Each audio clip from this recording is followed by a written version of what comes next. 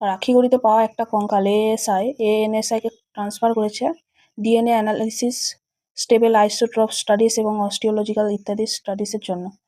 এটা প্রায় 4600 বছরের পুরনো। আমাদের জন্য পরীক্ষায় ইম্পর্টেন্ট হরপ্পা সভ্যতা এবং রাখিগড়ি।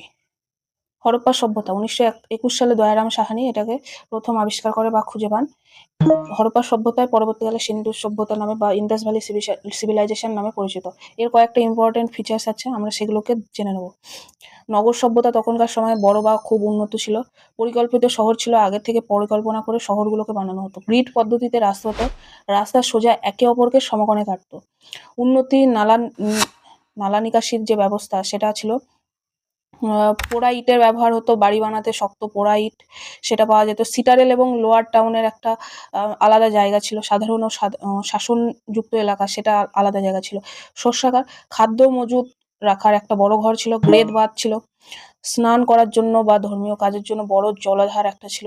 কূপ ও জল ব্যবস্থা, পানীয় জলের ভালো একটা ব্যবস্থা ছিল সেই সময়। কৃষিভিত্তিক অর্থনীতি, তখন চাষাবাদ ইকোনমি যেটা ছিল সেটা ভালো ছিল। ধান, গম, জোয়ার, মেজ এসব চাষ হতো। ট্রেড এবং কমার্স, যেটা লোথালে খুব পরিচিত, সেটাও খুব ভালো ছিল। কারুশিল্প, গয়না ও মাটির জিনিস ব্যবহার করা হতো। শিল ও লিপি, শিলমোহর ও নিজস্ব লেখা হতো। প্রথম লাইন ডান দিক থেকে বাম দিকে লেখা হতো এবং দ্বিতীয় লাইন বাম দিক থেকে ডান দিকে লেখা হতো। এই পদ্ধতিটাকে বোস্ট্রোক ফ্রেডন বলা হতো। তারপরে একই মাপের ওজন, সব জায়গায় একটা নির্দিষ্ট মাপ ব্যবহার হতো। ধাতুর ব্যবহার হতো, তামা ও ব্রোঞ্জের ব্যবহার করতো।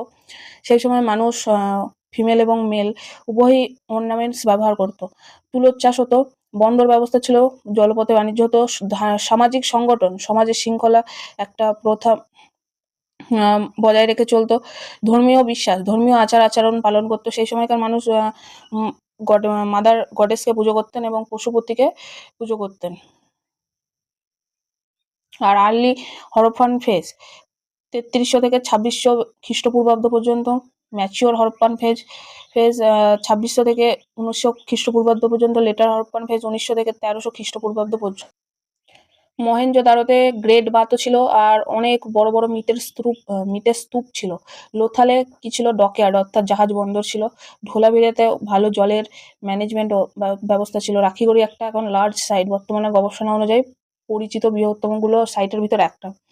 রাখিগড়ি সম্পর্কে আমরা জেনে নেব। সিভিলাইজেশন, ইন্দুস ভ্যালি সিভিলাইজেশন বা হরপ্পা সভ্যতার অন্তর্গত। লোকেশন কোথায়? হরিয়ানার হিসার ডিস্ট্রিক্ট।